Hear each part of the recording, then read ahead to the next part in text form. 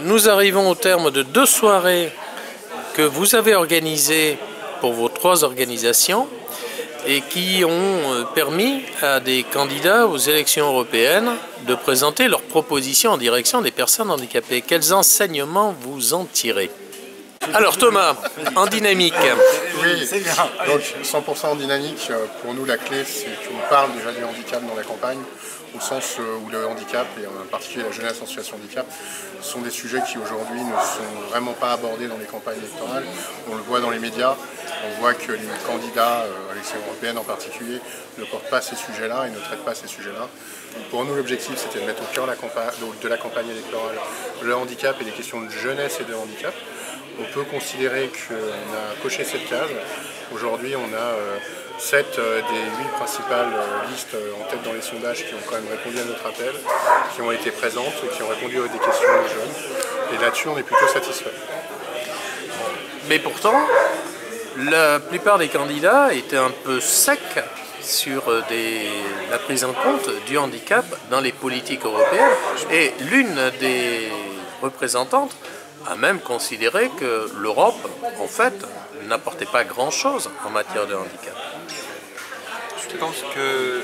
Alors, il y a un deuxième... Pierre Maragou. Voilà, il y a un deuxième enseignement de ces 2 soirées de débat.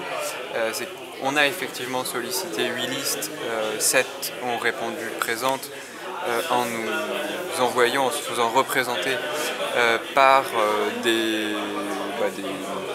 de potentiels élus, alors plus ou moins bien placés sur la liste, ou par une députée. De ce point de vue-là, on est satisfait de la réponse qui nous a été faite. En revanche, ce qu'on constate, c'est que parmi ces 7 listes, aucune de ces listes ne comprennent des personnes en situation de handicap.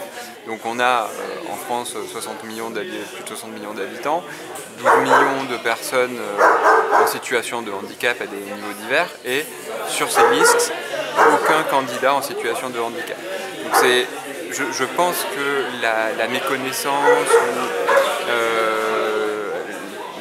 plus ou moins forte qu'on a pu constater pendant ces 2 soirées, elle vient aussi de là, c'est que le sujet est mal connu, notamment parce qu'au sein de ces listes, il n'y a pas suffisamment de diversité, de représentativité qui permettrait à ces listes d'être correctement sensibilisées au handicap et donc de proposer des idées suffisamment pertinentes en faveur des personnes handicapées pour les élections européennes. Donc en fait, il est difficile de trouver des candidats handicapés pour les élections européennes, une élection qui se joue à la proportionnelle et non pas sur une apparence dont on pourrait supposer qu'elle pourrait constituer un obstacle, voire une approche discriminatoire de la part des citoyens. C'est vraiment dommage, je crois que c'est vraiment dommage qu'il n'y ait pas plus de représentativité. Aujourd'hui, je crois au Parlement européen, on a seulement 4 députés qui sont en situation de handicap visible ou déclaré. On a 0 parlementaire européen, français, en situation de handicap. Bon, force est de constater qu'on aura 0 parlementaire français en situation de handicap sur le prochain mandat. Donc pour rebondir sur ce que disait Pierre tout à l'heure, oui, c'est un vrai souci, c'est un vrai sujet, parce qu'effectivement la représentativité, c'est sûrement ce qui fera bouger les choses. Il faut, malheureusement, sur le sujet du handicap, si on n'a pas des gens concernés par le sujet, on a la sensation que ça n'intéresse pas. Donc concerné, ça peut être quoi? C'est en situation de handicap soi-même, le vivre, ou aussi avec des personnes de son entourage qui sont en situation de handicap, des personnes de son entourage proche. Je crois qu'on a pu voir là, quelque part, quand on a un proche en situation de handicap, on est naturellement plus intéressé au sujet. Voilà, c'est ce que je dirais ici. Après, pour répondre à ce qui a été dit tout à l'heure, à la question qui a été posée, qui est de se dire peu de techniques sur le sujet du handicap au niveau européen. Vrai.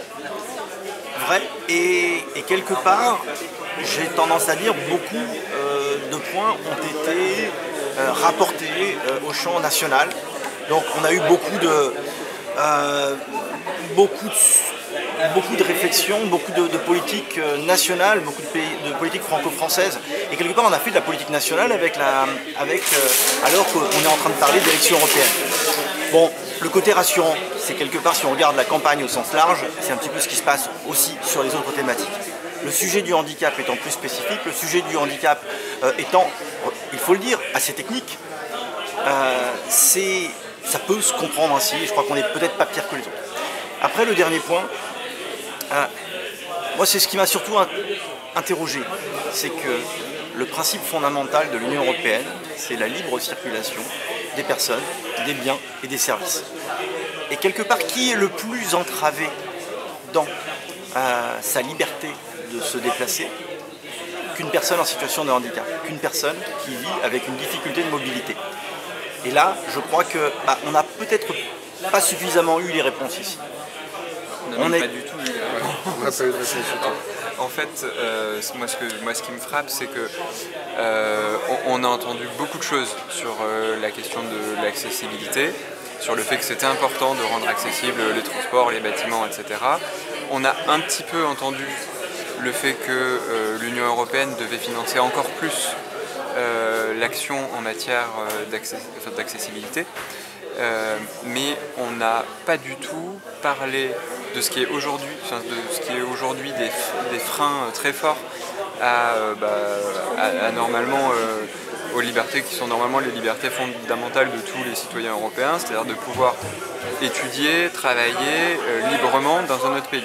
Aujourd'hui, quand on est en situation de handicap, on ne peut pas le faire librement, pour tout un tas de raisons administratives, financières, et sur ces questions-là, on n'a pas eu de réponse rassurante et on n'a pas vraiment eu d'engagement ferme et fort des partis qui ont participé à ces 2 soirées.